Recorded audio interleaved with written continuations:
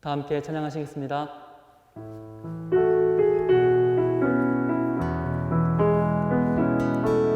그 선하님의 고요히 감사하여 그 놀라운 평화를 누리며 나 그대들과 함께 걸어가네.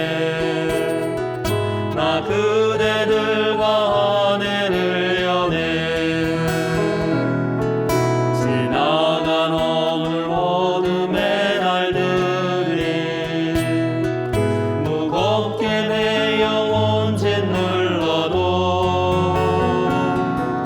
오 주여 우릴 외면치 마시고 약속의 구원을 이루소서. 그 선한 힘이 우릴 감싸시니 믿음으로 일어나릴 기대하네. 주 언제나 우리와 함께 계셔. 하루 또 하루가 늘 새로워. 주께서 밝히신 작은 촛불이 어둠을 헤치고 타오르네. 그 빛에 우리 모두 하나 되어 온누리에 비추게 하소서. 그 선한 힘이 우릴 감싸시니 믿음으로 일어나릴 기대하네. 주 언제나 우리와 함께 계셔. 하루 또 하루가 늘 새로워. 이 고요함이 깊이 번져갈 때 저 가슴 벅찬 노래 들리네. 다시 하나가 되게 이끄소서. 당신의 빛이 빛나는 이 밤. 그 선한 힘이 우릴 감싸시니 믿음으로 일어나릴 기대하네. 주 언제나 우리와 함께 계셔. 하루 또 하루가 늘 새로워.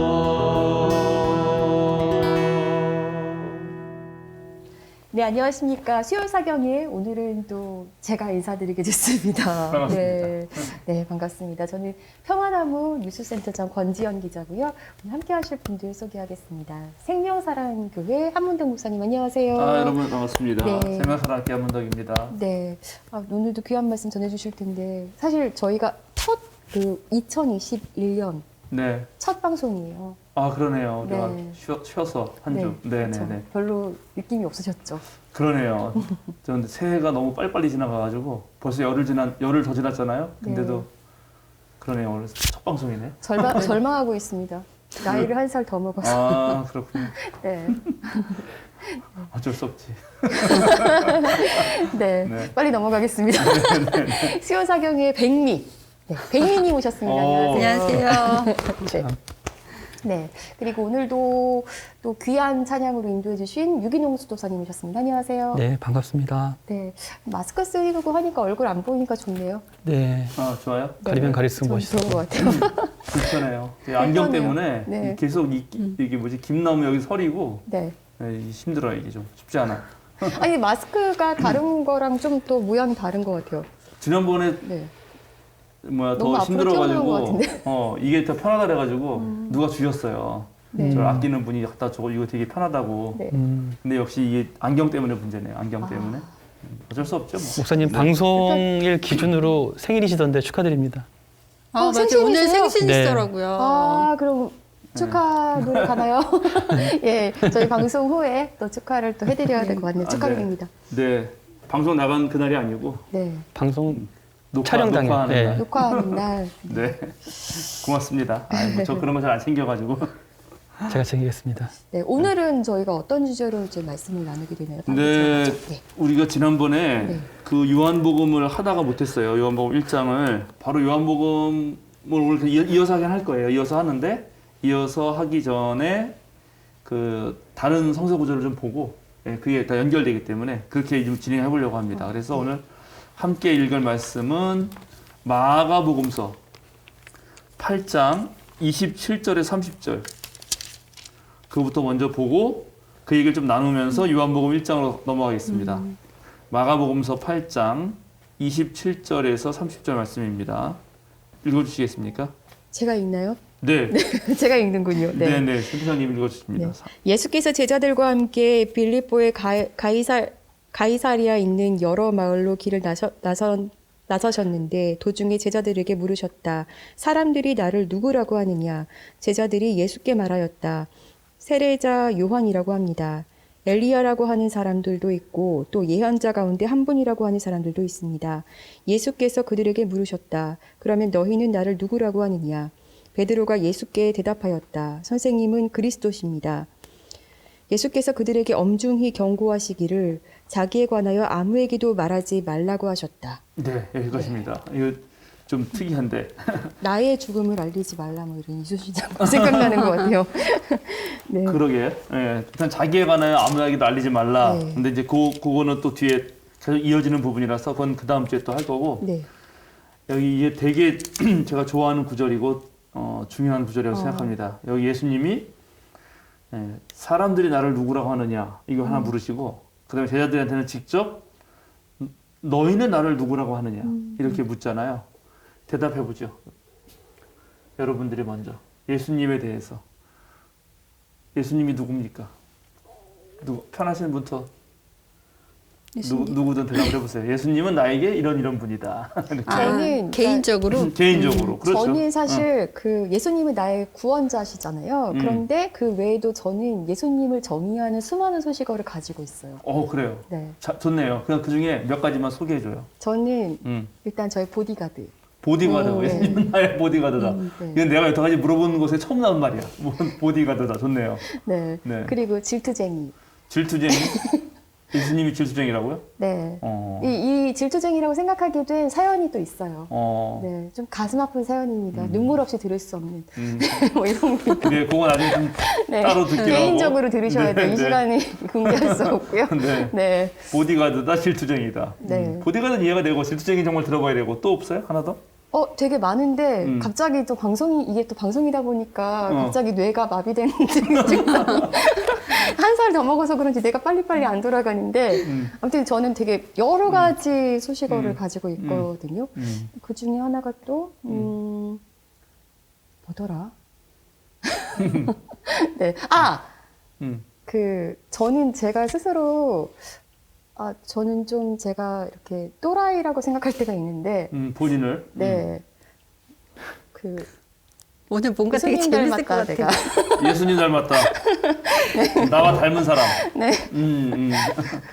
네. 로또란 말 알아요, 로또? 로또요? 뭐예요? 로열 또라이. 로열 또라이, 그렇죠. 네. 로얄 또라이. 네, 이거 신성모독으로 잡혀갈 것 같습니다. 예수님 닮았다. 네. 이거 좋아요. 백미님. 예수님은 제 인생의 기준? 예수님은 내 인생의 기준이다. 네. 좋네요. 그러니까 뭐 예전에는 아까 이제 센터장님 말씀하셨던 대로 예수님은 나의 뭐 구세주이시고 내 죄를 사하여 주신 뭐 어떤 그런 구속의 의미 이제 그런 걸로 그냥 받아들이고 그냥 솔직히 알고 있었는데 이제 최근 들어서는 내가 내 인생의 기준 예수님을 따라가야 되는 뭐 약간 그런 걸로 좀 바뀐 것 같아요. 내 인생의 기준. 좋습니다. 예수님은 좀 스릴을 즐기시는 것 같아요.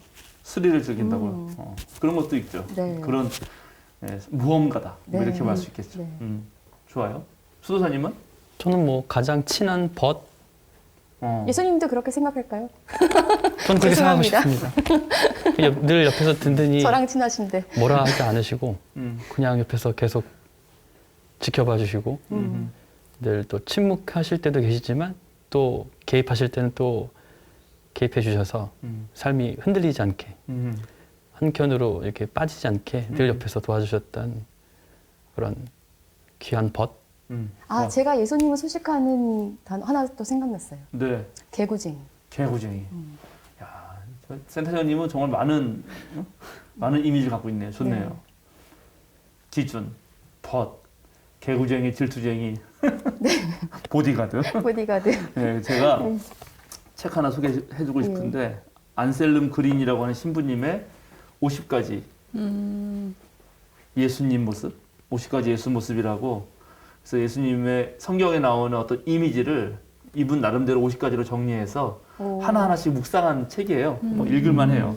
제가 그걸 읽어줘 볼 테니까 여러분이 한번 그럴싸하다 생각하는 것부터 생각해 보세요. 네.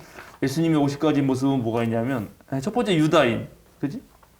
일탈자, 나그네, 권력 거부자, 업적 거부자, 여성의 벗, 친구 사기미, 적대 행위자, 분열 조장자, 화해 주선자, 자유인, 먹보술꾼, 의사, 가정 문제 상담원, 마귀 쫓는 사람, 유령, 야성의 사나이, 이방인, 빵, 생명의 물, 빛, 어진 목자, 문, 포도나무, 길, 진리, 생명, 부활, 어린이의 벗, 시험 받는 자, 눈물 흘리는 자, 발 씻는 사람, 하나님의 아들, 다정다감, 메시아, 왕, 예언자, 사제, 삶의 선도자, 스승, 이야기꾼, 기도자, 광대, 순환자, 고독자, 십자가 죄인, 부활자, 구세주, 나는 나.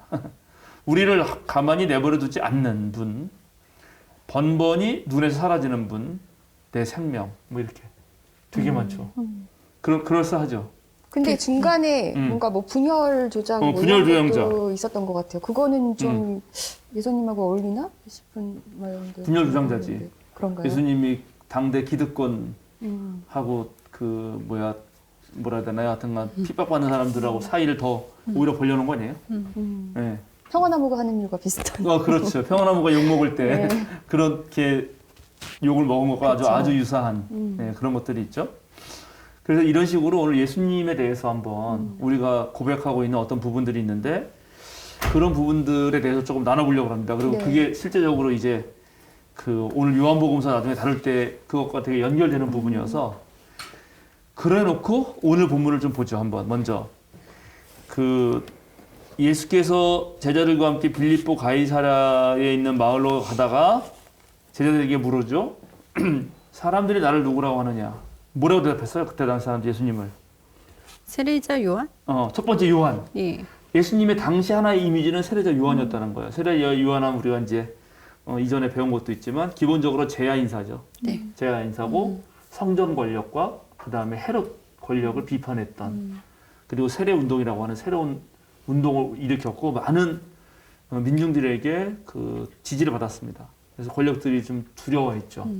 그래서 그걸 처단해서 없앴는데 예수가 또 운동을 일으키니까 이거 세례자 요한이 부활한 거 아니냐 이런 이미지가 있었다는 거죠. 마치 평화나무 김용민 이사장 같은. 그 김용민 이사장 죽어도 그 다음에 또 누구 또 부활하잖아. 응? 그러니까 계속 의인들은 다 어둠의 세력이 악한 사람들이 의인들을 계속 죽이지만 그 운동을 이어가는 사람들이 계속 생기니까 당시 사람들도 그렇게 또 이해했던 것 같아요. 첫 번째는. 네. 두 번째는 엘리야. 엘리야. 그렇죠. 엘리야라고 생각했죠. 엘리야.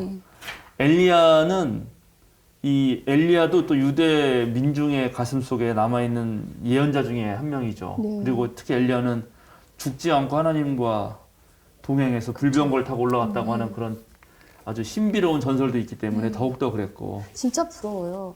고통 없이 죽는 게 진짜 부럽습니다. 저는. 네. 뭐 그런 점도 있고 또 엘리야가 대단했던 거는 엘리야 혼자서 이 이방신을 섬겼던 국가 권력이었던 아합 왕과 그의 아내 이세벨과 맞붙어 싸운 거거든요. 엄청난 세력 기득권과 맞붙어 싸웠던 거죠. 그리고 기본적으로 예언자 전통이라고 하는 거는 하나님을 섬기는 그 모습이 국가 권력하고 야합할 때 언제나 제야에서 또 그를 비판했던 세력들이거든요. 예언자들이라고 하는 거.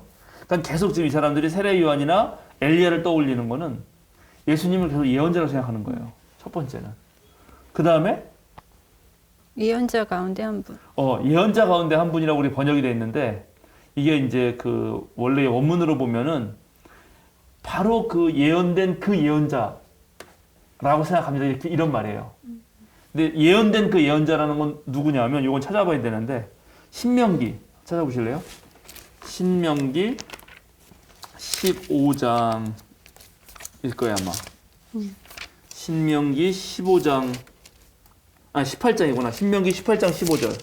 신명기 18장 15절을 보면 주 당신들의 하나님은 당신들의 동족 가운데에서 나와 같은 예언자 한 사람을 일으켜 세워 주실 것이니 당신들은 그의 말을 들어야 합니다. 그 말하는 사람이 누구예요? 나와 같은 사람을 나중에 일으켜 세워준다 할 때 그 나와 같은 사람이 나가 누구예요? 모세. 모세예요. 그러니까는 모세도 예언자라고 불렸어요. 구약 성경에 보면은. 되게 참 재밌는 일인데 모세도 예언자라고 불리면서 나중에 나와 같은 예언자. 모세만이 유일하게 하나님하고 대화했잖아요. 구약 전통에서 보면은. 그래서 모세 같은 예언자가 앞으로 나타날 것인데 바로 그 사람이 예수다. 이렇게 이제 이해를 한 거예요.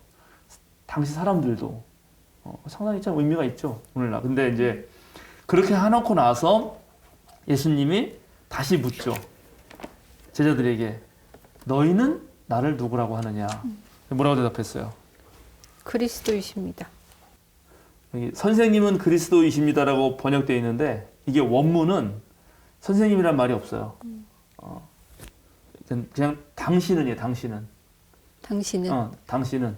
여기 존댓말이 없기 때문에 예, 여기 주님도 아니에요. 그냥 당신은이야. 당신은 그리스도입니다. 우리말로 하면 너는이야. 너는 그리스도다 이렇게. 버릇이 없군요. 근데 이제 그 버릇이 없다 이런 거는 좀 어려운데 존댓말이 있는 우리나라에서나 그런 거지. 원래 이 말을 쓰는 사람들에게는 뭐 그런 의미는 아닐 것 같긴 한데 어쨌든 너는 그리스도다 이렇게 말을 딱 합니다. 그랬더니 예수님이 뭐라 그러죠? 엄중히 경고하시기를. 아무에게도 말하지 말라. 말하지 말라. 그러니까 이게 지금 개구쟁이시잖아요. 이렇게 물어봐 놓고는 그렇죠. 이게 성경을 여기 있는 그대로만 보면은 되게 헷갈려요. 이게 예수님이 정말 이랬다 생각하면은 그건 또 큰 오산이에요. 이건 다 뒤에 이런 이야기를 통해서 뭔가 하고 싶은 얘기가 있는 거거든 지금.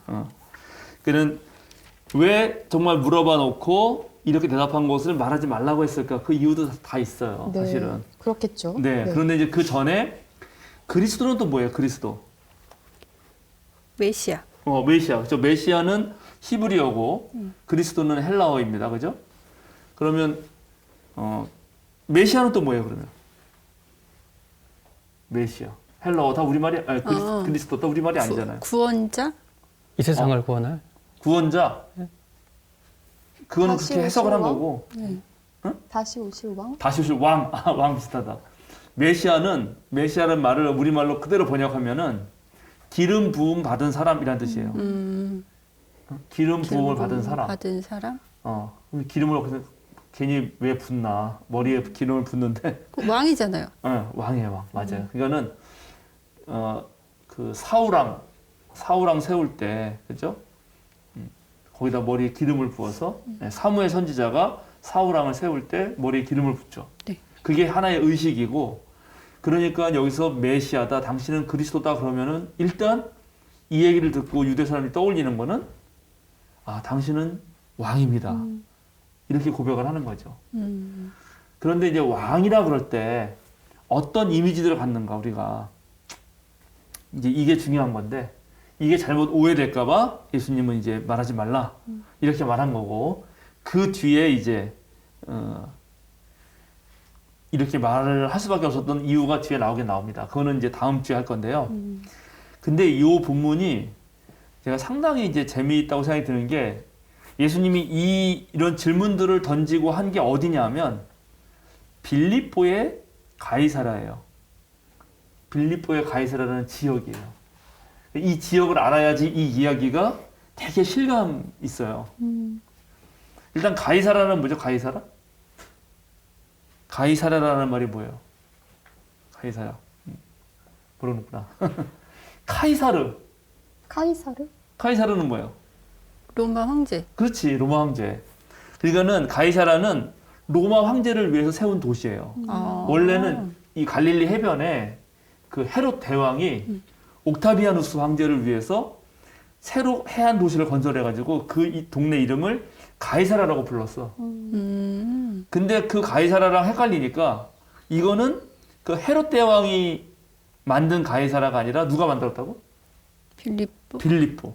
이 빌립은 누구냐면 바로 세례 요한이 막 헤롯 막 비판했을 때 헤롯이 그 누구의 아내를 뺏었죠. 네. 그 형. 빼앗긴 사람이 필립이에요. 그러니까 이 그 필립이 헤롯 대왕이 죽고 나서 아들이 셋이 있었는데 그 중에 한 아들이 바로 이 지금 여기 이 빌립보의 가이사라라고 하는 그쪽 지역을 담당하게 되죠. 근데 그 빌립보가 이제 황제 티베리우스. 그때 당시 로마 황제 티베리우스를 기리면서 자기 아버지 헤롯 대왕이 지었던 가이사라 같은 그런 도시를 건축하는데 그 도시가 바로 이 필리포의 가이사라인 거예요. 그리고 이 도시는 예전부터 그 유대 땅이 되게 막 황량한 광야가 많거든요. 네. 거의 막 다 사막 지역이고 기본적으로. 예. 근데 여기는 너무 좋아. 여기는 막 숲이 울창하고 그 녹지대, 약간 나무와 숲이 우거진 녹지대예요.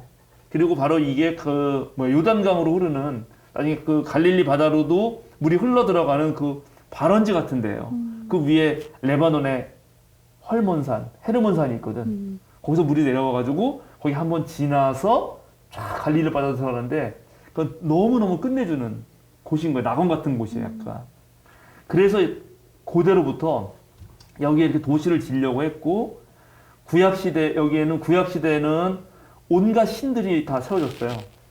뭐 바알신, 바알 가드라 그래가지고 바알이 이제 신이니까 가나안 땅의 신이니까 행복의 신이라든지 그의 아들 신도 거기다 세워놓고 그리고 그리스 시대 오면 판신. 판신이요? 판이라고 하는 거는 이제 PAN인데 영어로 쓰면 판은 모든이라는 뜻이에요. 우리나라 말로 말하면 만신? 만신. 뭔가 신, 모두를 다 포괄하는 신. 잡신. 일종의 이제 근데 이 사람 뭐 그 판신은 물론 농악 신이고 목동의 신이고 그런 신이었는데 이름은 판이었어요. 판신이 쫙 있었고 또 로마가 점령하고 나서는 이 헤롯이 또 그 황제를 기려가지고 거기다가 신전을 세웠어요. 신전. 네, 그 신전이 아우구스테움이라 그래서 아우구스투스 황제를 또 기리면서 신전도 세우고. 그러니까 바로 온갖 신들이 있는 앞에서 예수님이 묻는 거야. 뒤 배경이 다 신이야.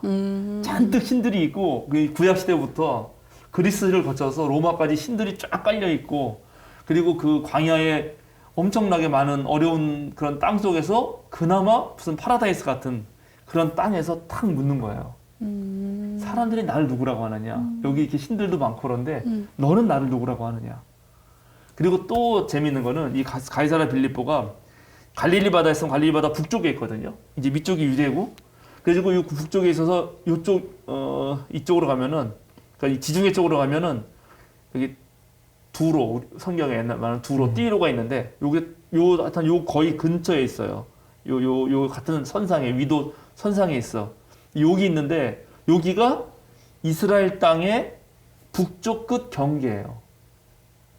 그래서 제야 지도자들이 여기에서 외국으로 망명할 것인가 아니면 예루살렘으로 진격할 것인가를 결정하던 때예요. 그러니까 썩은 예루살렘을 어떻게든 개혁하기 위해서 반란 같은 거 일으킬 수 있잖아요. 아니면 세력을 모을 수 있잖아요. 네. 그러다가 이제 쫓길 수도 있고 피신할 수도 있는데 그걸 결정하던 장소가 가이사라 빌립보예요. 그러니까 이런 자리에서 예수님이 탁 묻는 거예요. 응?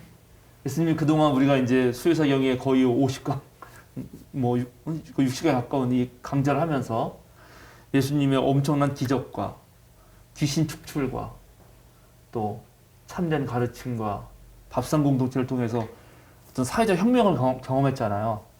근데 그 경험하고 나서 이제 예수님이 가이사라 빌립보에서 그런 자신의 하는 행적에 대하여 이 세상 사람들이 뭐라고 말하는지 또 너희들은 나에 대해서 뭐라고 말하는지를 묻는 거라고 지금. 이 장면이 대단히 뭐랄까 재미있는 장면이에요. 그리고 역사적인 어떤 걸 거슬러 올라가면 예수님은 사실은 갈릴리 마을이 이제 헤롯 대왕과 로마와 유대 성전 기득권들의 삼중 착취 때문에 피폐해졌다 그랬잖아요. 네. 그래서 그걸 회복하려고 했던 거거든. 예수님 하나님 나라 운동, 원래 운동은. 네. 근데 그 운동이 결국은 그게 지방 문제로 끝나는 게 아닌 거야. 결국은 예루살렘과 큰 문제가 있는 거야. 네. 그래서 결국 예루살렘에 가서 여기를 근본적으로 개혁하지 않으면 안 되겠다. 이런 생각을 하시는 거거든요. 역사적 예수님은 실제로. 그럴 때 그걸 결정하는 자리가 바로 이 자리였다는 거지. 네. 이런 자리에서 물었던 거라고요. 예루살렘으로 가느냐 야, 마느냐. 마느냐. 그냥 손 놓고 저쪽 시리아 지방으로 망명할 것인가. 아니면 결국 이 문제를 풀기 위해서는 이스라엘의 종교, 문화적, 정치적 핵심인 기득권들이 잔뜩 모여있는 완전한 카르텔을 형성하고 있는 저 예루살렘으로 가서 뭔가를 내가 해야 되는 것이냐 하는 그런 고뇌 속에서 탁 물어요. 그래서 어쨌든 마가복음은 이렇게 그냥 한마디만 하잖아요. 네. 마태복음은 완전 달라요. 여러분들 아시다시피 마태복음 잠깐 볼까요? 마태복음 16장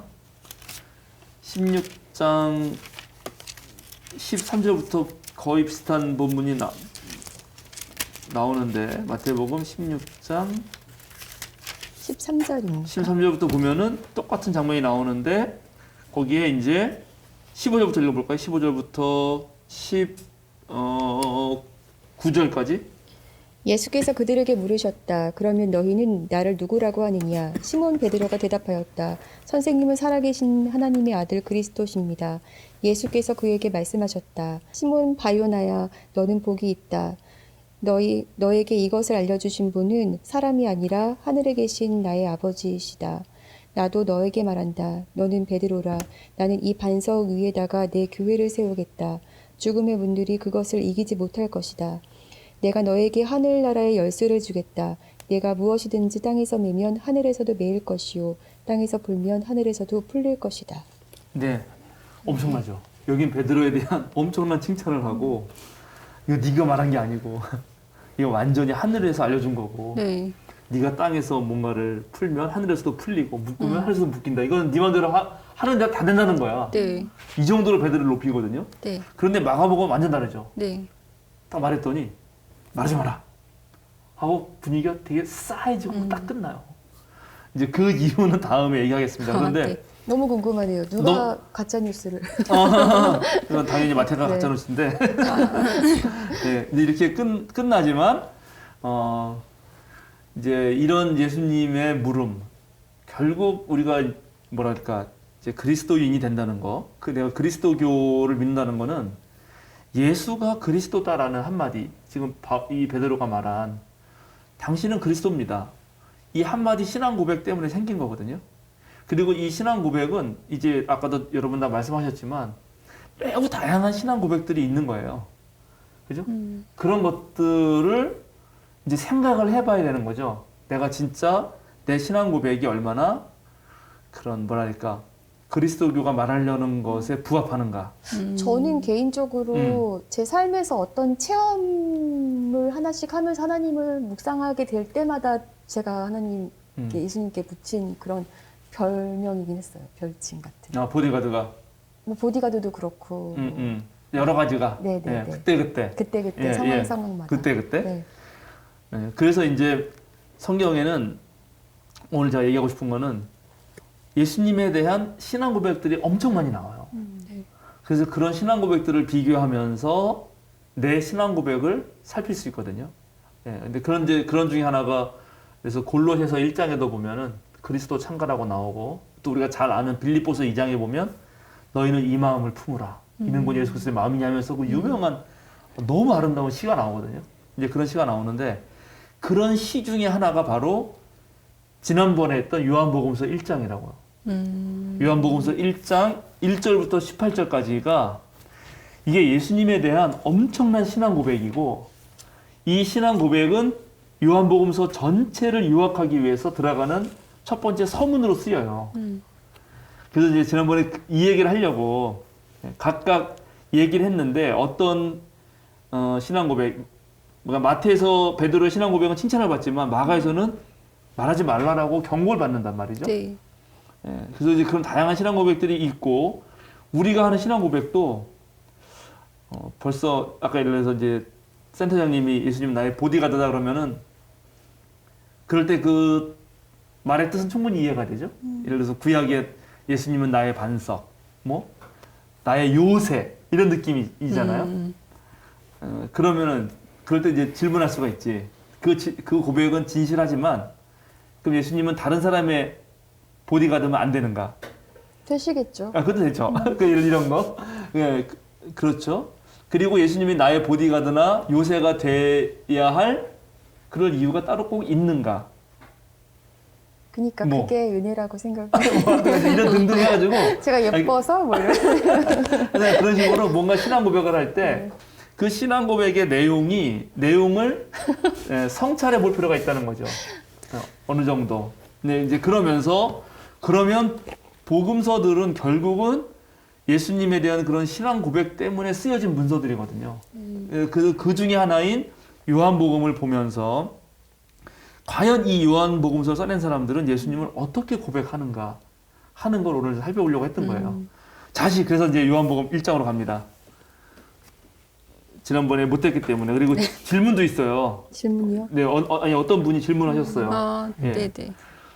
자, 일단 요한복음 1장 1절부터 5절까지 다시 봅시다. 요한복음 1장. 읽을까요? 네, 읽어주세요. 네, 태초에 말씀이 계셨다. 그 말씀은 하나님과 함께 계셨다. 그 말씀은 하나님이셨다. 그는 태초에 하나님과 함께 계셨다. 모든 것이 그로 말미암아 창조되었으니 그가 없이 창조된 것은 하나도 없다. 창조된 것은 그에게서 생명을 얻었으니 그 생명은 사람의 빛이었다. 그 빛이 어둠 속에서 비치니 어둠이 그 빛을 이기지 못하였다. 네. 아, 이게 사실은 이제 요한복음 1장 1절부터 18절까지를 다 읽어보고 그래야지 이 전체의 느낌을 알 수 있긴 한데, 그렇게 다 하긴 어려우니까 일단은 앞에부터 보면은 1절부터 5절까지 예수님과 관련되어서 여기 지금 뭐 태초에 예수님이 계셨다든지 태초에 그리스도가 계셨다든지도 아니면서 네. 여기 예수님이란 말이 한마디도 안 나오잖아요. 네. 이거 완전히 해석이란 말이에요. 예수님에 대한 신앙 고백이에요.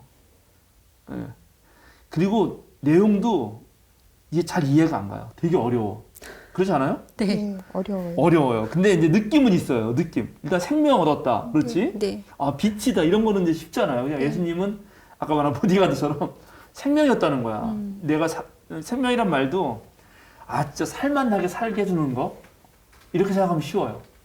그지? 우리가 살아도 살맛이 날 때가 있고 살맛이 나지 않을 때가 있잖아요. 너무 바빠서 그 부분을 못 하겠어요. 아, 그래요? 그냥 막 살아가는 거죠? 그냥 사는 거예요. 그거는 생각해 보셔야 돼. 왜냐면 그렇게만 살면 나중에 괴로워. 진짜. 그렇게 살다가 나 지금 아까 1살 더 먹었다고 괴로워 있는데 그러다가 금방 60 된다니까? 그러니까요. 금방 70, 80 되면은 내가 뭐 하면서 살았지? 이렇게 되는 거예요. 사실은. 뭐 빛 이런 말은 좋은데 근데 문제는 이제 1절이라고 1절. 태초에 말씀이 계셨다.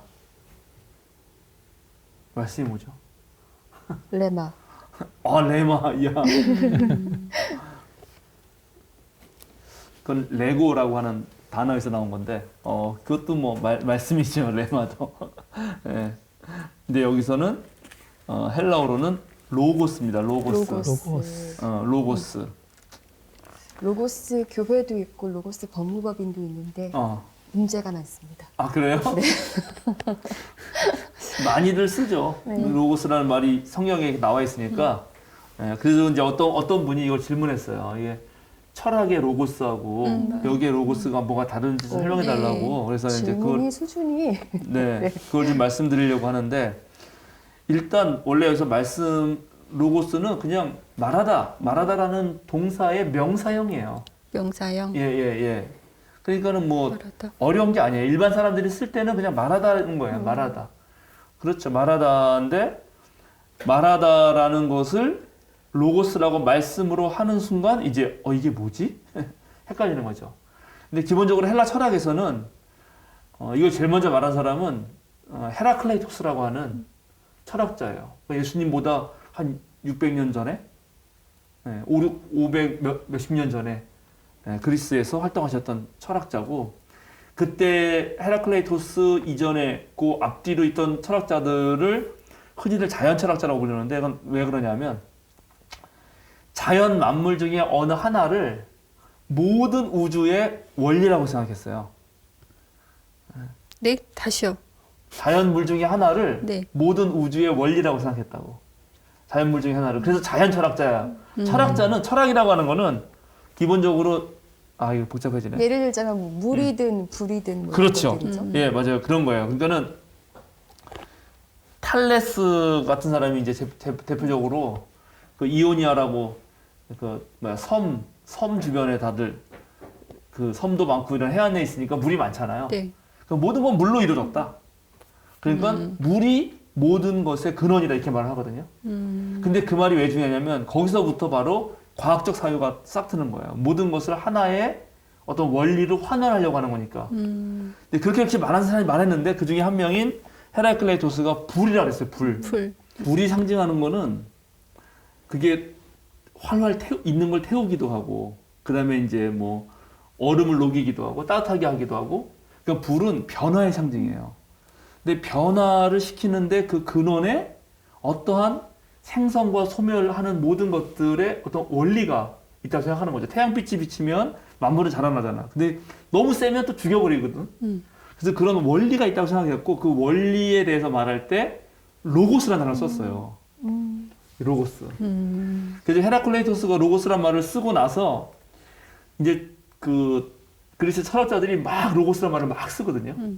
그래가지고 그 로고스란 뜻이 소크라테스 이전의 철학이라는 책이 있는데 거기 보면은 28가지인가 뜻으로 쓰여요. 엄청나죠. 네, 엄청 많은 뜻으로 쓰입니다. 그런데 그래서 맨 처음에 이거를 봤을 때 많은 신약학자들도 이게 헬라 철학에서 나온 거 아니냐. 네, 그래가지고 이 초반에 성경학자들은 이걸 읽으면서 이게 너무 좀 기독교 같지가 않잖아요. 유대교 전통 안 갖고 헬라 철학인 것 같아가지고 말씀을 계속 그렇게 해석을 했는데, 그런데 최근에는 그 헬라 철학보다는 다르게 생각해요. 그러니까는 일단은 그분의 질문도 하셨지만은 로고스라고 하는 것은 헬라 철학에서는 이 세상을 운영하는 일종의 원리예요. 원리. 네, 원리. 그러니까는 뭐든지 생성 소멸하고 그런 것을 운행하게 되는 보편적인 원리예요. 그러니까는 요한복음서가 이렇게 예수님을 고백할 때 물론 그 세계가 다 그리스 로마 문화였기 때문에 이런 말을 가져다 쓰면 훨씬 더 잘 적응할 수 있었겠죠. 그러면 쓴 것도 있어요. 그런데 그럼에도 불구하고 이 요한복음 저자가 이 말을 썼을 때는 이거는 구약을 떠올리며 쓴 거라고, 사실은. 구약이요? 네, 유대 전통. 유대 전통. 그러면서 다시 이 말씀을 보면은 태초에라는 말이 등장하는 순간 모든 유대인들은 벌써 딱 머릿속에 창세기를 떠올려요. 창세기를 떠올리고, 그 다음에 말씀하면 말씀은 크게 두 가지로 떠오르죠. 또 두 가지로. 하나는 뭐냐면 하나님이 내려주신 율법의 말씀, 하나님의 계명, 하나님 말씀, 이렇게. 또 하나는 예언자들 입에서 나온 예언자들이 하나님 말씀을 직접 전하잖아요. 네. 코 아마르 야훼 이렇게 해가지고 네. 야훼 하나님 말씀하신다 이렇게 하면서 예언자들이 말을 하거든요. 네. 그래서 말씀이라는 것이 결국은 하나님의 뜻을 담고 있는 그 무엇? 게다가 태초에 하나님이 세상을 창조하시는데 하나님 말씀을 하셨잖아요. 네.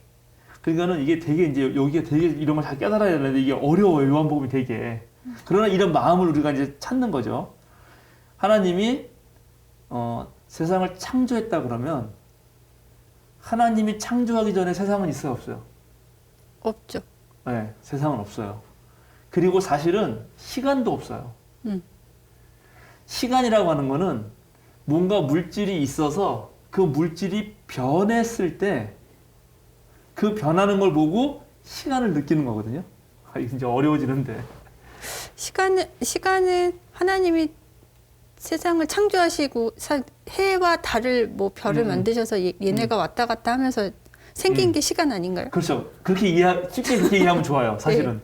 근데 정말 시간이 뭐냐라고 묻기 시작하면 어려운데 네. 시간이라는 건 결국 어떤 물질의 변화 속에서만 느껴지는 거예요. 네. 물질 자체가 없으면 시간도 없는 거야. 그러니까 하나님이 천지를 창조하시기 전에 무엇하고 계셨냐 이런 질문들을 하거든. 그러니까요. 근데 그런 질문이 의미가 없어. 그 전에 시간도 없기 때문에. 아 이건 되게 복잡하고 어려운 어디에 문제예요. 계셨던 거예요? 세상에. 어딘가에 계셨나? 세상을 창조하려고 준비하고 계셨던 거 아닐까요? 센터장님 질문도 맞는데 그 질문 자체가 되게 우리가 이해하지 못하는 질문인 거예요. 그러니까 벌써 어디에 계셨냐는 거는 공간과 시간이라는 것이 이미 존재하고 거기에 딱 있는 걸 생각하잖아요. 그죠? 예, 그건 뉴턴이 생각한 건데 절대 시간, 절대 공간이라고 하는 건데 그런 것 자체가 없다. 이거는 오히려 존재가 시간과 공간을 만들어내는 거예요. 그러니까 하나님이 어떤 시간과 공간 있어서 있고 거기 하나님이 계신 게 아니고 하나님이라는 존재 자체가 시간과 공간을 만들어내요. 아니 이건 어떻게 설명하지? 이 정도밖에 설명 못 하겠어. 그러니까 예를 들어서 너무 어려운 것 같아요. 그러니까 무슨 말씀이신지는 알겠는데 그게 딱 와닿지 않아요. 예. 왜냐면 그 시간이나 공간의 개념에만 너무 익숙해져 있기 때문에 맞아. 다른 개념을 받아들이기가 너무 힘든 것 같아요. 그런 거죠. 그러니까 예를 들어서 만약에 우리 풍선 있잖아요. 풍선. 네. 고무풍선. 풍선이 있잖아요. 풍선에 바람을 확 불면 그 표면이 확 늘어나죠. 네? 근데 그 늘어나는 거 있잖아요. 그냥. 늘어나기 전까지는 그냥 요만했잖아요. 네. 근데 어느 확 늘어나죠. 네. 늘어나면서 공간이 생긴 거예요. 근데 우리는 내가 이렇게 설명을 해도 이미 공간이 있고 거기서 풍선이 늘어났다 이렇게 생각한단 말이야. 무슨 말인지 알아요? 그렇죠. 네. 그렇게 생각하죠. 근데 그런 게 아니라는 거죠. 이게 철학적으로 얘기하니까 거의 잘 뭐 못 풍선이 알아듣겠어요. 없는 데서 풍선이 생긴 그런 거잖아요. 거죠. 아니 우주가 그렇잖아요. 뿅. 아니 우주가 그렇잖아요. 아니 빅뱅이라며. 네. 우주가 빵 터져서 늘어난 거잖아 지금. 네. 그럼 빵 터지는 그 공간은 어딨냔 말이야. 그런 거 없다니까요. 이거 되게 중요한데 물리학 공부를 해야 돼 더. 근데 그거는 뭐가 있다 없다 이런 하나님은 말이 점이었나요? 그러니까 예. 어쨌든 간에 죄송해요. 엉뚱한 얘기를. 네 어쨌든 이제 구약 성경에 보면 태초에 하나님이 모든 걸 창조하시는데 창조하지 않고 갑자기 등장하는 게 있어요.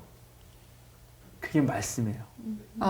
하나님의 말씀. 말씀. 근데 하나님의 말씀은 하나님이지만 하나님은 또 아니야. 말씀은 분명히 하나님과 구분할 수 있는 거예요. 하나님이지만 하나님이 아니다. 근데 여기 요한복음 1장에 보면은 그 말씀은 하나님이셨다. 이렇게 단정하잖아요. 그러니까 이제 그걸 설명해 놓으려고. 아, 네. 저는 예를 들어서 지금 백미님이 말씀을 하잖아. 네. 그 말은 백미는 아니잖아. 네. 근데 그 말이 백미의 말이잖아. 네. 그럼 그거 백미라고 할 수 있는 거지. 네. 그러니까 우리가 백미님을 알려고 그러면 뭘 보고 알아요? 저 사람의 말이나 행동을 보고 아는 거거든? 그걸로 다 알 수 없어요. 말고. 말과 행동으로 다 알 수는 물론 없죠. 그런데 그 말도 비트겐슈타인의 말에 의하면 틀린 말이에요. 그러니까 예를 들어서 결국 인간은 그러니까 이럴 수는 있지. 내가 저 사람을 다 볼 수 없기 때문에 응? 다 못 봐서 모르는 거지. 저 사람의 말과 행동을 다 보면 그게 전부예요. 근데 이런 말 하거든 가끔. 나도 내 마음 몰라. 이렇게 하면서 뭐가 있긴 있는데 그 말은 못 하겠어.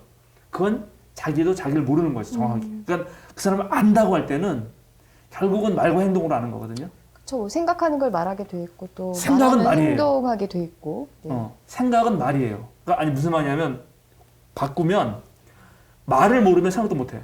아니 근데 사람이 또 다른 얘기일 수도 있는데 생각 따로 말 따로 행동 따로 하는 사람들 있잖아요. 사이코패스. 생각할 때 이미 말로 생각하잖아요. 네. 그 말과 입으로 내는 말이 다를 수는 있지만 네. 지금 여기서 말이라고 하는 거는 곧 생각이라니까. 이게 이제 철학적으로 들어가서 어렵지. 근데 어쨌든 이제 쉽게 태초에 하나님이 그러니까 이제 예수님을 고백하려고 할 때 네. 그러니까 어떤 사람을 만났는데 그 사람 뒤에 한 2, 3세대가 지나서 어떤 사람이 예수님을 설명을 해야 되는데 그분 나의 보디가드야. 이렇게만 설명하는 거하고 또 다른 방식 설명할 수 있는데 그 중에 하나가 이거였다는 거야. 말씀이라고 설명을 하는 거야. 근데 말씀이라고 하기 좋았던 거는 헬라 철학에 로고스가 있었고 네. 그 다음에 영지주의에는 영지라는 게 있었고 그게 다 이 로고스란 말로 포함할 수 있거든요. 그런데 이 사람이 그걸 포함하면서 더 머릿속에 뒀던 거는 태초에 하나님이 말씀으로 세상을 창조하거든요. 네. 근데 이거를 이제 창조물의 입장에서 보면 피조물의 입장에서 보면 하나님이 창조한 거지만 말씀으로 창조됐거든요. 이해하시죠? 네. 그러니까 결국 말씀은 하나님이 자기를 드러내는 것과 동시에 하나님이 세상을 창조하는 그 창조 능력이기도 한 거예요. 이해하시겠어요? 네. 어렵네요, 근데. 철학 공부를 따로 해야 될 것 같아요. 제가 유일하게 대학생 때 음. 그 시험 과목에서 그 편지를 달아서 내는 시험 과목이 철학이었습니다. 제가 너무 어려워서 그렇게 적어서 냈어요. 맨 마지막에 뭐라고? 답을 쓴 다음에 교수님, 철학은 정말 심오하고 어렵습니다. 이렇게 심오하고 어려운 철학을 가르치시는 교수님 존경합니다. 점수 잘 주십시오. 이렇게 제가 썼던 기억이 납니다. 이게 참 그래요. 이게 설명하기 어렵지만 사실은 성경이 원래 이렇게 조금 뭐랄까 그때 시대에 그 사람들의 생각 속으로 들어가서 읽어야 되는데 네. 이걸 그렇게 읽지 않으니까 자기 마음대로 읽고 그래서 지금 온갖 오늘날 아전인수격의 성경 해석이 되고 그 해석 때문에 교회가 타락하는 것이죠, 사실은. 그러니까 보면은 사실 저희가 그 말씀을 다 읽지 않았지만 여기 보면 13절에 이들은 혈통으로나 육정으로나 사람의 뜻으로 나지 아니하고 하나님에게서 났다. 사실 이런 말씀들이 많은 문제 교회들이 많이 왜곡하는 할 수 있는 구절 같거든요. 그러니까 예를 들자면 뭐 교회들이 일부 저희가 취재했던 교회들 같은 경우도 뭐 가족들과 단절되고 이렇게 만들면서 너희는 그 가족과의 관계가 중요한 게 아니야. 너희는 하나님으로부터 났어. 그런데 그 하나님은 이 교회에서만 만날 수 있는 거야. 그러면서 이제 그 교회에 완전히 올가매는 그런 삶을 살게 되는 그런 경우들이 되게 많거든요. 네. 그러면 이제 거기서 바로 분석해야 될 게 가족이라고 그럴 때 그 가족 개념이 지금 우리 생각하는 가족하고 이걸 썼을 때 그때 가족하고 다를 수가 있잖아요. 설사 지금 똑같은 가족이라고 써도 어떤 가족은 예를 들어 정인이라고 수도 있잖아. 그런 가족은 가족이라고 할 수 있나? 정인이 입장에서? 그거는 그런 부모는 부모가 아니에요. 그렇죠? 그러니까는 그런 맥락에서 그런 말을 쓸 수가 있다고. 그렇죠? 그리고 하나님의 뜻이라 그럴 때도 아까 이제 센터장님이 바로 말하는 것처럼 그 하나님의 뜻은 이 교회에서만 알 수 있어. 이렇게 말하는 게 문제인 거지. 네.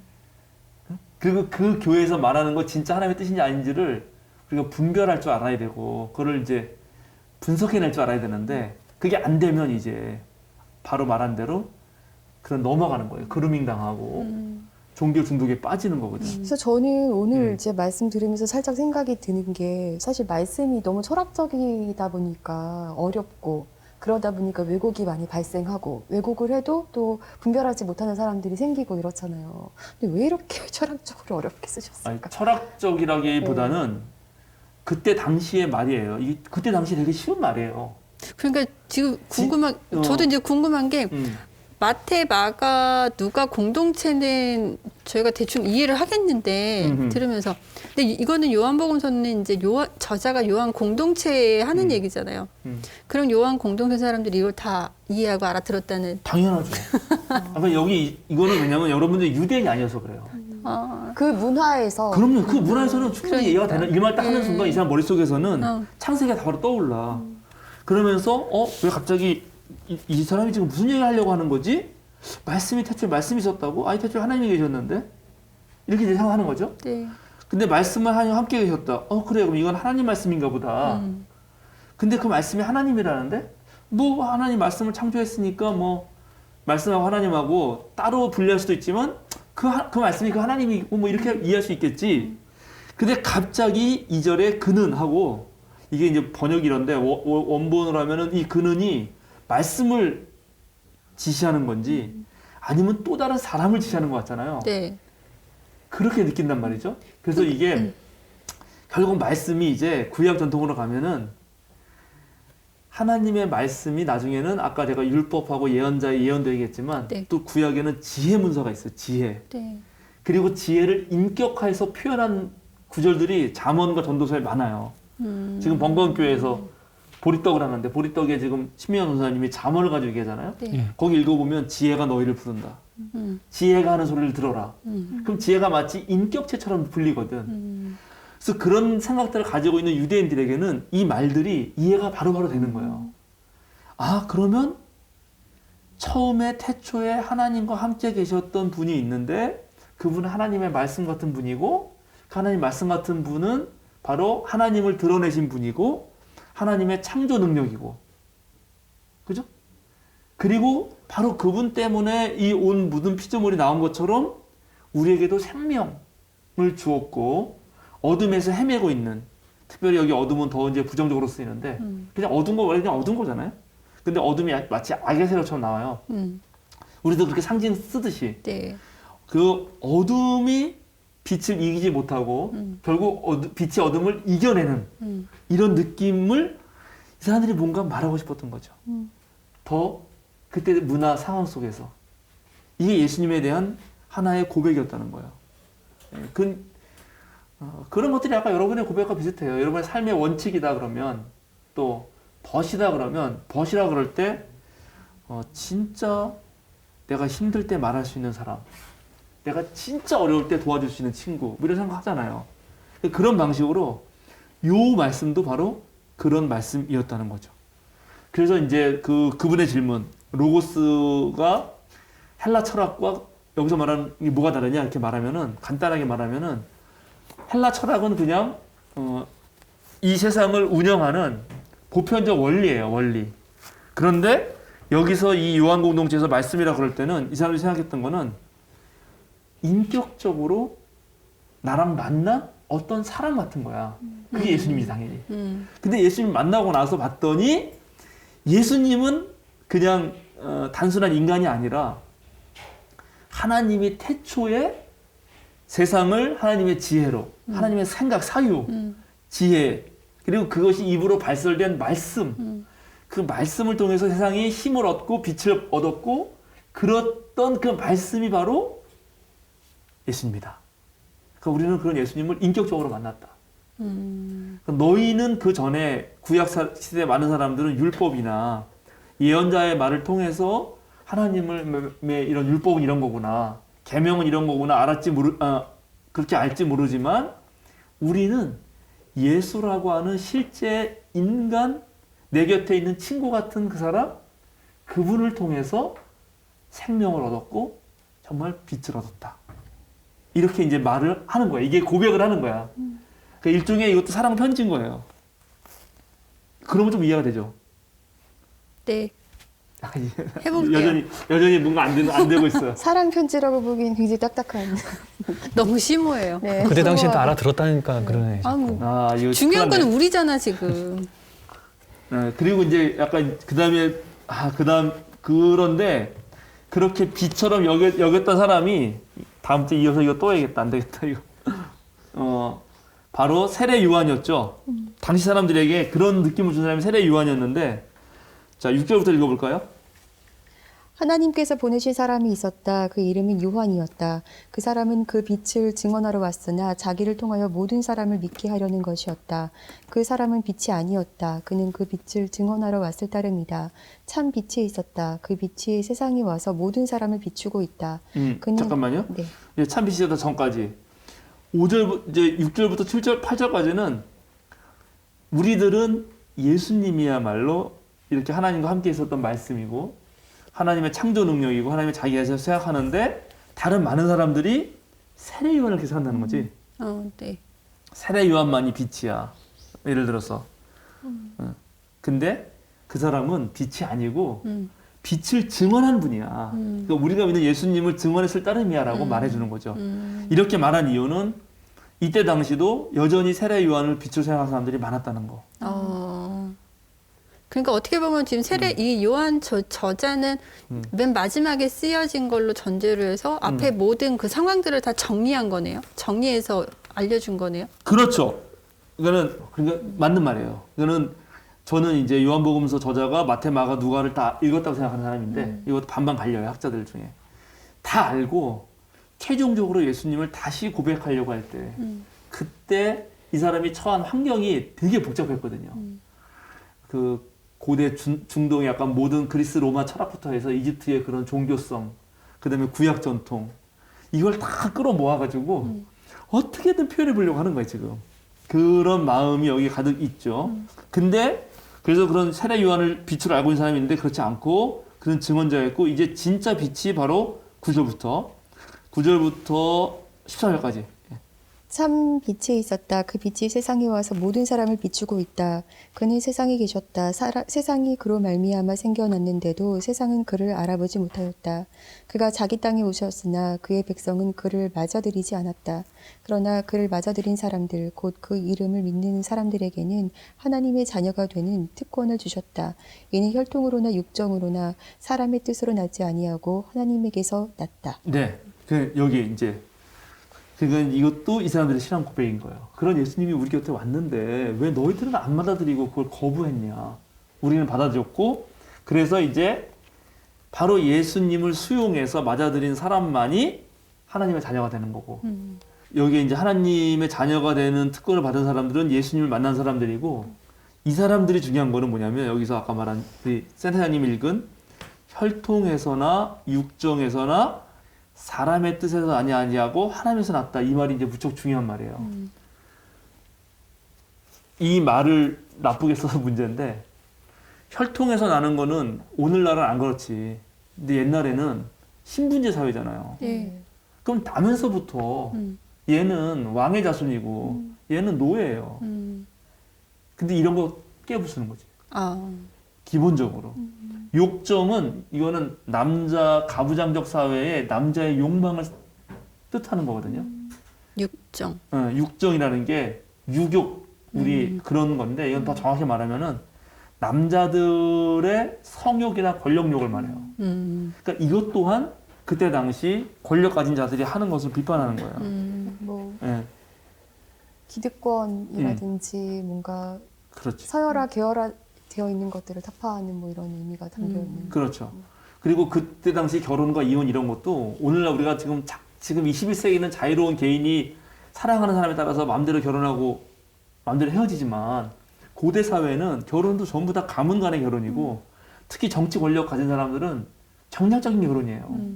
지금도 마찬가지 아닙니까? 지금도 그런 일부의 사람들이 있죠. 네. 예. 그러니까는 그런 사람들이 다 결국 신분 질서 중에 제일 높은 지위를 차지하고 그런 사람들이 뭐라고 불렀냐면 하나님의 자녀라고 불렀단 말이지. 신의 아들, 천자, 그죠? 네. 메시아 다 그렇게 불린 거예요. 근데 그렇지가 않다. 그런 사람들이 아니고 진짜 하나님에게서 난 사람들이 누구냐? 그 사람들은 바로 예수님을 통해서만 알 수 있는 거고 그 예수님을 받아들여서 예수님을 아까 삶의 기준으로 삼고 살아가는 사람들이야말로 진짜 하나님의 자녀다.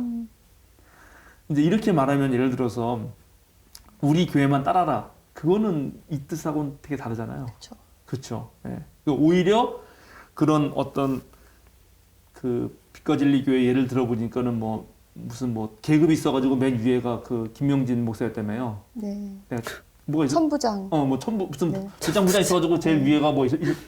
그런 수직 구조 속에 제일 높은 자리에 있는 것을 옹호하는 식의 말은 이 말하고는 완전 다른 거지. 예, 그러니까 그렇게 하면 안 된다라는 거고.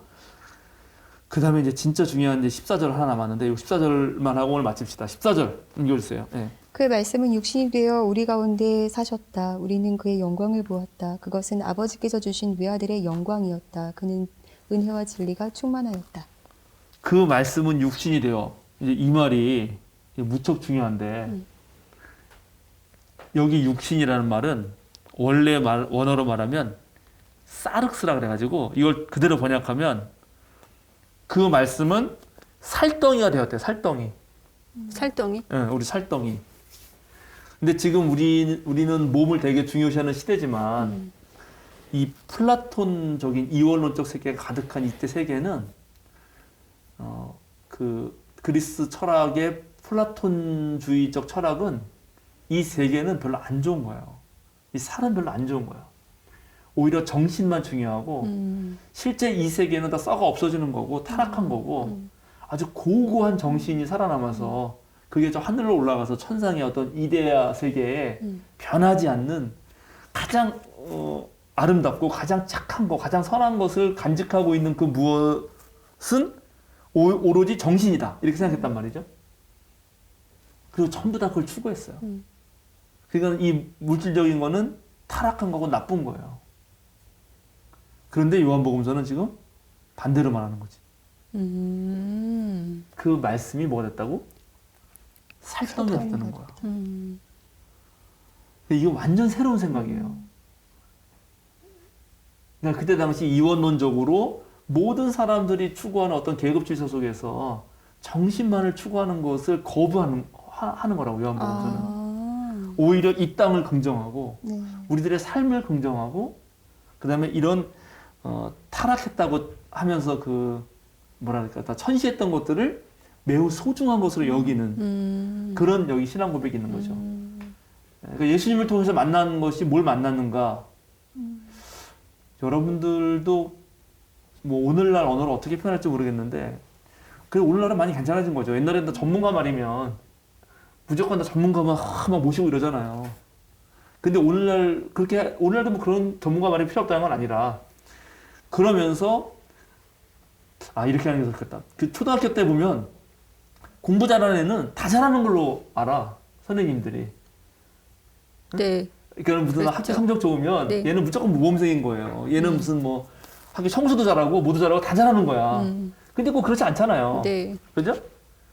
그거는 어느 하나만 가지고 특별히 정신적인 것만 가지고 높이던 시대 속에서 그런 게 아니라 우리의 일상적인 삶, 우리의 이런 육체성 이런 것들도 엄청나게 귀하다고 하는 생각을 요한복음서가 하는 거죠. 이게 대단히 충격적이에요, 사실은. 이때 당시 오늘날은 안 그럴 수 있는데 근데 오래도록 교회도 그러지 않았나요? 교회도 욕망을 표현한다거나. 네. 그러니까 저는 말씀하시면서 어떤 게 떠올랐냐면 최근에 이제 문제가 되는 뭐 인터콥 최바울 씨라든지 이게 문제가 되는 분들 보면은 다 이렇게 이원론적인 사고를 가지고 있었잖아요. 뭔가 세상은 사탄이고 악한 거고 이제 본인들이 추구하는 것이 선이고 이렇게 이원론적으로 그래서 약간 그런 분들이 오늘 한문동 목사님의 말씀을 꼭 들어야 하지 않을까 이런 생각도 좀 들었고 네 그렇습니다. 맞아요. 이 말 되게 중요한 말 중에 하나예요. 그러니까는 이 세상은 악하고 교회는 거룩하고 그러니까 우리 교회만 와야 된다 이런 사고 자체가 요한복음서에서는 깨져요. 그런 경계를 없애는 거거든. 요한복음서는 사실은 그런 영향을 무척 많이 받았어요. 그런 저 높은 것만 높고 네. 그럼에도 불구하고 이 말 속에서 그걸 계속 깬다고요. 얘 스스로가 오염되지 않으려고 그런 주변에 완전히 휩싸여 있었는데 그리고 일부 그런 영향도 받는데도 불구하고 이걸 네. 깨는 거예요. 그러면서 뭐라고 나왔냐면 그 다음에 우리 가운데 사셨다. 네. 그 말씀은 살덩이가 돼서 우리 가운데 사셨다. 이 원어는 뭐냐면 우리 가운데 장막을 쳤다 그래요. 장막을 쳤다. 장막을 쳤다. 이 장막을 쳤다는 거는 유대의 하나님이 광야 생활하면서 장막을 치잖아. 네. 그리고 거기에 하나님이 머물죠. 네. 구름기둥, 불기둥으로. 네. 그리고 그게 나중에 성전이 되거든. 네. 그 장막이 성전이 되는 거야. 네. 그러니까는 이제 하나님이 저 멀리 어디 하늘에 있는 게 아니라 바로 우리 일상 가운데서 우리 집 안에서 우리와 함께 하신 하나님 만났다. 이런 고백인 거예요. 그리고 바로 거기서 그의 영광을 봤다. 상당히 이런 것들이 그러니까 오늘 다른 말로 하면은 우리가 꼭 교회만 가야 하나님의 영광을 보나? 아니요. 우리 일상 삶에서도 하나님의 영광을 볼 수 있다. 이렇게 말하면은 이제 다 싫어하겠죠. 네. 세계로 교회인가 뭐 거기 또 교회만 와야 예배 된다 그러면서 지금 막 난리치잖아요. 그게 기독교적이지 않아요. 난 예배가 생명이라는 거 인정해. 난 그거 좋다 생각해. 그거 막 팻말 들고 나왔더라고. 예배는 생명이다. 그거 오케이, 좋아. 근데 예배가 여기서도 가능한 거라니까, 이렇게 그냥. 일상 삶에서도. 오늘 제가 MBC 시선집중 인터뷰를 하고 그 뒤에 바로 그 세계로교회 손영보 목사가 이어서 또 반론을 펼치더라고요. 네, 앞에서 제가 쐐기를 박았습니다. 그분들은 무소부재하신 하나님을 너무 과소평가하는 거 아니냐라고 제가 말해주었습니다. 무소부재한, 그렇죠. 네. 하나님은 어디든 계시는 거고, 근데 특별히 요한복음서가 위대했던 거는 당시에 세상의 것은 타락하고 나쁘다는 것에 대하여 그렇지 않다. 그 낮은 곳, 너희들이 천하다고 말하는 그곳에 하나님이 계시고 하나님이 거기에 와서 장막을 친다. 근데 지금도 그렇고 뭐 저희도 그렇게 기존 교회에 다녔을 때 진짜 말씀하신 대로 이원론적으로 교회만 거룩하고 교회만 깨끗하고 세상은 어둡고 타락한 곳. 그러니까 거기서 뭘 하면 안 되고 그렇게 너무 이제 그렇게 배웠죠. 지금도 그런 게 만연한 거고. 맞아요. 그 이제 그렇게 말을 해야지 네, 어떤 오죠. 면에서 교회가 잘 된다고 생각하는 거예요. 저도 교회- 어릴 때, 그러니까 학창 시절에 약간 어떤 마음이 있었냐면요. 내가 교회 갈 시간에 뭔가 내 어떤 발전을 위해서 더 뭔가를 뭐 공부를 하거나, 그러니까 교회에서 예배를 드려야 될 시간에 그런 걸 하면 굉장히 내가 뭔가 범죄하는 느낌? 맞아. 이런 걸 좀 생각을 많이 했던 것 같아요. 그래서 나의 많은 시간을 교회에 할애했었고, 근데 이제 성인이 돼서 생각해 보니까 그런 거예요. 내가 교회에서 충성할 시간에, 담임 목사, 부목사님 아들, 딸은 다 유학을 갔더라고요. 제가 낸 헌금으로. 네. 나중에 성인이 돼서 굉장히 배신감을 느꼈던 그런 적이 있습니다. 그러니까는 우리가 중요한 거는 결국 하나님 나라는 이 세상에 여기에서 펼쳐지는 것이고 그것을 준비하기 위해서 교회가 필요한 거예요. 그런데 세상은 다 타락했으니까 교회로만 와라. 네. 이런 건 잘못됐다는 거죠. 예, 그러니까 우리가 때때로 뭐 예를 들어서 사귀는 사람끼리도 특별한 시간을 마련하잖아요. 늘 같이 살면서도 저와 제 아내가 늘 같이 살고 우리 아이들하고 늘 같이 살아요. 우리는 늘 동행해. 그러나 그 늘 동행하는 삶에 좀 더 신선감을 불어넣기 위해서 아니면 더 잘 살기 위해서 가끔 특별한 시간을 마련하잖아. 외식도 한다든지. 네. 그러면 그 시간을 통해서 일상의 삶이 훨씬 더 풍성해지죠. 네. 그러니까 예배라든가 교회는 바로 그런 장소가 돼야 되거든. 근데 그동안 한국 기독교는 너무나 이거를 세속적으로 이원론 시켜가지고 저긴 타락한 곳, 저기를 구원해가지고 교회로만 끌어들이고 그리고 교회는 잘하고 말한 대로 그렇게 잘한 돈으로 자기 아들은 유학 보내고 뭐 이런 나쁜 짓을 한 거죠. 근데 그 나쁜 짓까지는 아니다 하더라도 이원호적 사고방식을 오히려 요한복음이 깨고 있다. 그리고 하나님을 자꾸만 교회 안에 가두면 안 돼요. 그러니까 어느 한 해에 가두는 것은 오히려 성경에 반하는 거예요. 그러면서 하는 말이 그 예수님을 통해서 이제 은혜와 진리가 충만했다 이렇게 말하거든요. 네. 마지막으로. 그러니까는 저 하늘에 고고하게 계신 하나님이 아니라 이 살덩이 같은 우리의 삶에 가까이 와서 우리와 함께 뭔가를 느꼈고 나는 거기서 바로 은혜와 진리를 느꼈는데 여기 은혜와 진리는 바로 모세가 출애굽기 34장인가에서 율법을 받을 때 그때 하나님이 모세한테 뭐라고 말하냐면 나는 사랑과 진실이 충만하다 이렇게 말해요. 그 말의 반복이에요. 사랑은 은혜고 진실은 진리예요. 근데 이걸 요한복음서가 왜 이렇게 바꾸냐면은 사랑은 찾아오는 거야. 그러니까 선물이야. 내가 뭐가 예뻐서 하나님이 날 해주는 게 아니고 하나님이 내가 무슨 뭐 보디가드가 될 만한 무슨 그런 귀인이어서 보디가드 해주는 게 아니라 사랑하기 때문에 찾아온 선물이거든요. 그 선물에 감격하죠. 네. 그래서 감격하는 거고 진리는 알레테이아라 그래서 그거는 참과 거짓을 구분하는 거예요. 네.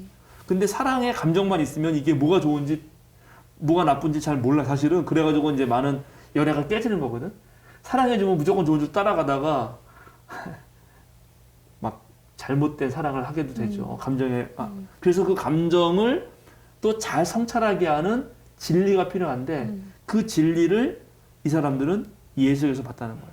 그러니까 예수에게서 감정적인 거 내 가슴을 따뜻하게 하고 가슴을 감동을 주는 것뿐만 아니라 이성적으로도 어둠에서 빛을 볼 수 있는 그런 밝은 걸 느꼈다라고 이렇게 고백을 하는 거죠. 이렇게 해서 여기에 사실은 요거만 읽고는 어느 누구도 다 어려워요. 몰라. 사실은 1세기에 이거 쓰였을 때도 이걸 처음 읽은 사람들은 충격을 받았을 거예요. 이게 뭐지? 근데 이게 뭔가 하여튼간 얘네들이 뭔가 경험을 했나 보다. 뭔가 생명을 얻었나 보다. 뭔가 빛이 왔네. 근데 빛을 누구도 안 받아들였네. 근데 얘네들은 뭐 그 빛 안에서 사랑과 진리가 충만하다 그러네. 이게 뭐지? 하고 더 읽겠죠. 네. 그러면 나머지 이제 요한복음 21장까지 나머지 얘기는 전부 이거에 대한 설명이란 말이죠. 우리가 왜 이렇게 말했는지를 너희가 이제 다 읽어보면은 알 거야. 라고 앞에 멋지게 서두를 깔아준 거예요. 그러니까는 이제 궁금증도 불러일으킨 거지. 뭐 예를 들어서 센터장님이 이제 연애를 해가지고 너무 멋있는 남자가 있는데 친구가 막 이경원 전사가 친구니까 와서 누구야 누구 그렇게 물어보면은 바로 얘기 안 해주잖아요. 그럼 뭐 그런 사람 있는데 일단은 키가 커. 뭐 이렇게 그러면 궁금해지잖아. 얼마나 크지? 자체가 사랑이야. 뭐 이런 식으로 그러니까 얘기하겠죠. 존재가 빛이야. 네, 존재가 이렇게 빛이야. 말한단 말이죠. 그러면 궁금해지잖아요. 얘가 어떤 애를 만났길래 이렇게까지 말하나 하고 딱 들어가면 나중에 이제 예수님의 행적과 그 가르침과 진리의 말씀, 그 다음에 뭐 내가 너희를 친구라고 부른다라든지 이런 거, 내 친구를 위해서 목숨을 버린다든지 그런 얘기들이 요한복음서에 쫙쫙쫙 깔리는 거죠. 다 읽고 다시 요한복음 1장을 읽으면 이래서 눈으로 볼 수 없는 하나님을 이제 눈으로 보았다라고 얘네들이 말하는구나 라고 고백을 하는 거예요. 그래서 제가 이제 사실 오늘 하고 싶었던 거는 제가 요한복음을 못했기도 했지만 그럼 우리가 다시 예수를 메시아라고 부르는 거, 예수를 그리스도라고 부르고 아까 뭐 구원자라고 부르고 여러 가지 부르는데 그렇게 부르는 것의 그 실 내용이 뭔가? 지금 많은 잘못된 교회들은 아까 말한 대로 자기 권력을 취해놓고 예수님의 이름을 팔아요. 하나님께 거룩하게 예배드린다고 그러면서 실제로 과연 하나님이 오늘날 또 예수님이 이 땅에 오시면 예배당에 모이라 그럴까? 아니면 방역 현장으로 가라 그럴까? 그죠? 거기서 고통받는 사람들을 위해서 조심하라고 말할까? 근데 가만히 그분들 얘기를 들어보면 그거는 자신들의 종교적 욕망을 채우려는 거예요. 뭔가 예배하면서 느끼는 그 감동 같은 게 있잖아요. 자기가 느끼는 종교적 감동이 있어. 근데 못 모이면 그게 없어지거든? 이걸 채우려면 반드시 모여야 되는 거예요. 그 소년부 목사 그렇게 말하더라고. 온라인으로 드리는 거하고 직접 만나는 건 가마력이 그럼 비교가 안 된다. 그 말이 틀린 말 아니지, 맞지? 근데 결국 그걸 통해서 얻으려는 게 뭐냐는 거죠. 하나님 나라가 아니에요. 아니던데요. 저는 온라인으로 들으니까 더 감동적이야? 네. 저는 오히려 비대면 상황에서 내가 골방에서 만나는 하나님과의 시간이 너무 없었다는 걸 깨닫고 그걸 찾으려고 지금 노력하고 있어요. 네. 오히려 그런 걸 깨닫게 되는 시간이 되더라고요. 이렇게 좋은 점도 있는데 이렇게 생각하는 사람은 그렇게 생각 안 하는 거죠. 근데 그러면서 이 사람들이 결국 얻으려고 하는 거는 기존에 그걸 통해서 누리던 어떠한 개인적인 욕망이란 말이에요. 그 욕망을 이렇게 벗겨내고 진짜 하나님을 찾느냐 말이야. 진짜 이 살덩이가 돼서 오신 하나님에 대한 이 고백이 어디에 있는가를 다시 생각해봐야 되지 않을까. 네, 그래서 이제 오늘 요한복음서를 좀 한 거고요. 요한복음서는 오늘 해보니까 앞으로도 쉽지 않겠네. 네, 어렵지만 굉장히 귀한 깨달음을 주는 말씀인 것 네. 같아요. 오늘 좀 시간이 저희가 좀 촉박해서 마무리를 좀 해야 될 것 같은데요. 네네. 오늘 말씀 통해서 느낀 거 한마디씩, 그리고 나는 또 어떻게 좀 실천해 가겠다 한마디씩 하고 네, 마무리 하면 좋을 것 같습니다. 좋습니다. 네, 한마디도 제대로 하지 않으신 우리 유기농 수도사님부터. 네, 적응이 안 되지만 저 때문에 오늘 적응이 안 되시는 겁니까? 그 새로운 또 진행자와 또 네. 호흡을 맞추다 보면 또 제가 적응을 잘 못하게 되더라고요. 날이면 날마다 오는 날이 아니죠. 예. 근데 아까 적응하세요. 요한복음 14절 1장 14절 말씀을 비춰보면은 그러니까 저도 그런 부분이 있었지 않았나. 그러니까 잘못된 목회자들이 그렇게 성도들을 향해서 그렇게 그루밍을 한다고 하지만 저 스스로도 내가 생각하는 것이 모든 게 정의다, 선이다 라고 해서 나와 반대되는 사람들에 대해서 어떤 잘못된 잣대를 가지고 혹시라도 대하지는 않았나라는 생각을 좀 하게 됐어요. 그러니까 이게 좀 위험하다. 왜냐하면 내가 생각하는 정의라는 게 사실 객관적이지 않잖아요. 그러다 보니까 나 스스로도 이런 부분에서는 좀 오버해서 그들과 비슷하지는 않았겠지만 그래도 그런 맥락으로 혹시 정의라고 생각해서 다른 사람들을 좀 압제하거나 정죄하거나 혹시 그러진 않았나 하는 또 반성 같은 것도 하게 됐어요. 자기 성찰을. 네. 네, 대단하십니다. 저는 예수님을 더 많이 알아야 될 것 같다라는 생각을 오늘도 하게 되는 것 같아요. 네, 그래야 앞으로의 삶이 더 나아지고 그러니까 풍성해지지 않을까? 그런 생각이 들었어요. 그러니까 여러 가지 생각이 들었는데 일단 이 시대의 사람들이 되게 감수성이 뛰어났다라는 생각을 좀 했고요. 그리고 아까 그 얘기 비유적으로 하셨잖아요. 공부 잘하는 애는 다 잘하는 것처럼 생각해서 그 사람의 말은 다 이렇게 믿어주고 약간 뭐 그렇게 했던 거를 좀 비유적으로 말씀하셨는데 저는 좀 생뚱맞게 지금의 언론의 상황도 좀 여기에 좀 대입을 해봤어요. 그러니까 어떤 뭐 특정 어떤 전문가라고 하면 그 사람이 이 전문 지식과 전혀 상관이 없는 사람임에도 불구하고 계속 그 사람의 말을 계속 받아 쓴 언론들이 있거든요. 근데 저는 그러지 말아야지 이런 생각도 좀 했고요. 역시 다르네요. 누군지 예측을 하시는 겁니까 지금? 아니 센터장님 발언이 다 남다르시다고. 아, 네. 제가 좀 네, 아까도 말씀드렸지만 로얄 또라이라고. 공격당하지 않게 조심해야 돼요. 그리고 이렇게 아까 이렇게 해석해 주시는데 이게 혈통으로나 혈통에서는 육적으로나 나지 않고 이 말 뜻이 어떤 뭐 기득권이라든지 어떤 서열이라든지 이런 걸 타파하는 내용이 다 담겨 있다라는 게 굉장히 저는 감동으로 다가왔어요. 그래서 사실 뭐 이 시대와는 다르지만 지금도 그런 것들이 존재하잖아요. 그래서 우리가 믿는 하나님, 예수님은 굉장히 이렇게 공평하신 하나님이다. 이런 거를 좀 느껴보는 시간입니다. 공평하신 하나님. 네, 좋습니다. 이게 이제 우리가 성경을 읽는다는 게 왜 어렵냐면 계속 말씀드리지만 지금 쓰여진 게 아니고 상당히 오래전에 우리와는 전혀 다른 문화에서 쓰여진 거라 그 시대적 배경을 모르면 이게 잘 이해가 안 가요, 사실은.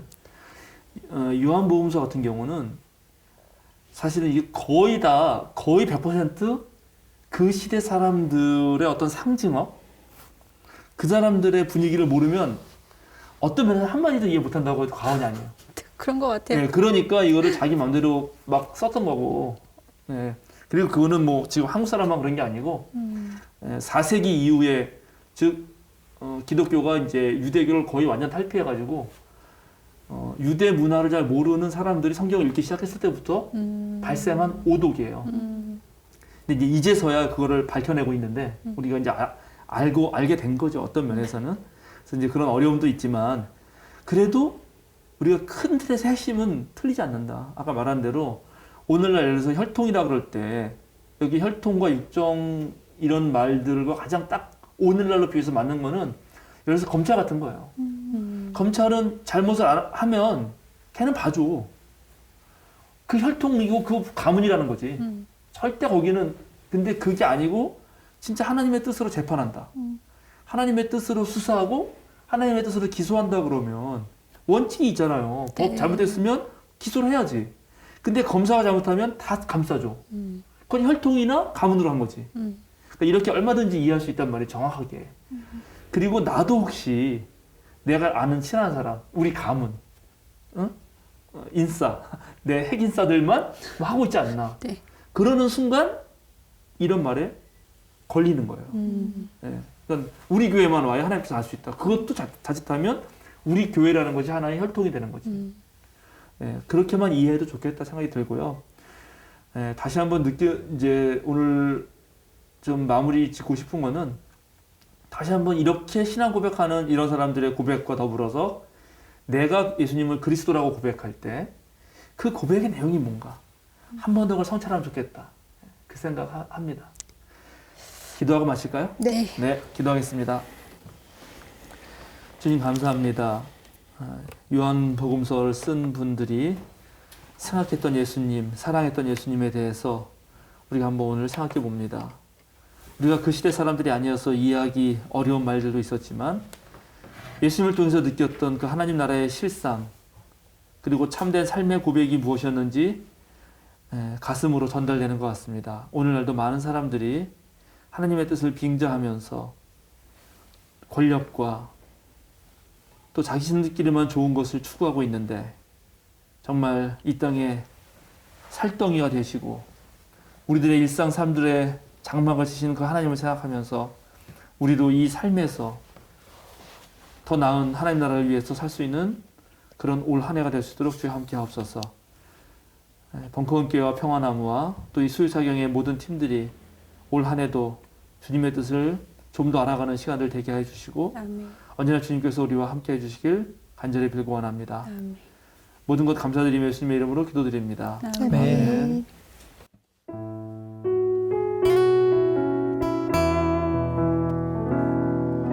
그 선하님의 고요히 감사하여 그 놀라운 평화를 누리며 나 그대들과 함께 걸어가네 나 그대들과 한 해를 여네 이 고요함이 깊이